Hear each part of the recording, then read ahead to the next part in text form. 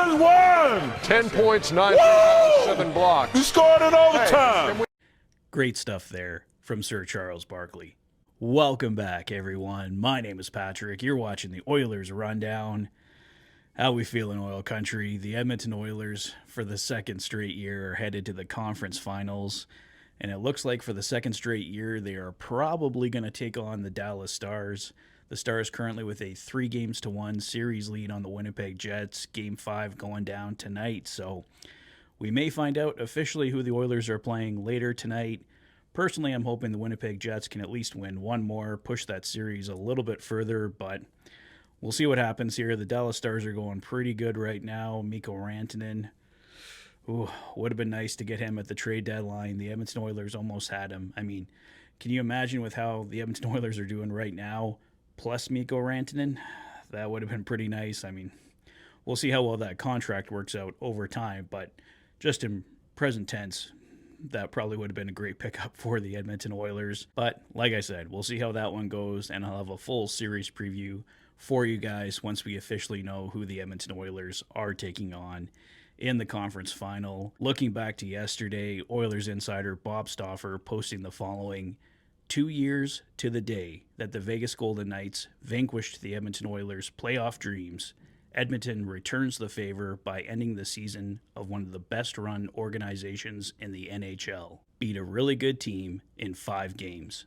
On to the conference final. Sportsnet Stats reported the following: the Oilers, since trailing 0-2 in their series versus the Kings, have an 8-1 record, 36 goals for, 22 goals against, a power play percentage of 31.6%, a save percentage of .908, and 2 shutouts. And of course, both of those shutouts belonging to Stuart Skinner.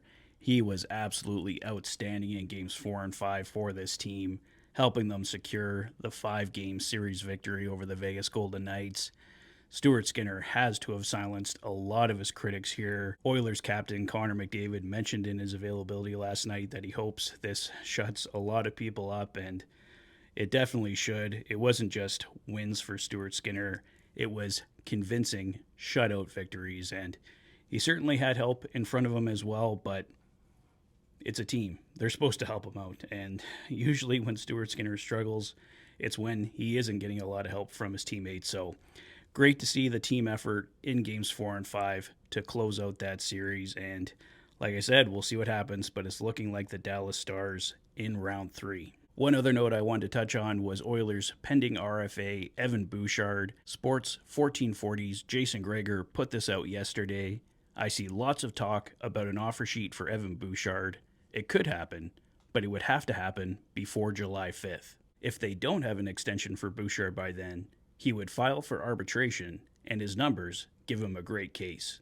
Once he files for arbitration, he can't receive an offer sheet. So the Edmonton Oilers, obviously, and their fans, worried about fallout from last year where we lost Dylan Holloway and Philip Broberg.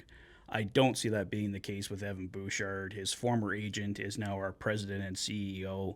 I'm fairly confident that Evan Bouchard will have a new long-term contract when all is said and done, but as Jason Gagner points out here, Evan Bouchard has a fantastic arbitration case, so if something isn't in place, probably by July 1st to 5th in that range, we will very likely see Evan Bouchard file for arbitration. He gets a guaranteed contract at that point, but I'm hoping that the Oilers and Bouchard can figure out something before then, so we don't have to deal with an arbitration case, and it's up to an arbitrator how much Evan Bouchard makes. I think it's going to end up somewhere between 9 and probably 11 million, hopefully closer in the $9 to $10 million range for sure, but that is the latest on Evan Bouchard. We'll see what happens here once the season wraps up. And lastly for today, a couple hiring announcements. If you didn't hear, Ken Holland officially became general manager of the Los Angeles Kings yesterday, and former Oiler Sam Gagner, as you guys know, love Sam Gagner. He will be joining the Ottawa Senators organization. Sam Gagner will take on the role of Director of Player Development with the Senators. So congratulations to Ken and former Oiler Sam Gagner on their new positions. But that's all for me for now, guys. Let me know your thoughts on everything in the comments section below. If this is your first visit to the channel, and you like what you see, please consider liking and subscribing for all the latest Oilers content. You've been watching the Oilers Fanatic. Thanks for being a fan.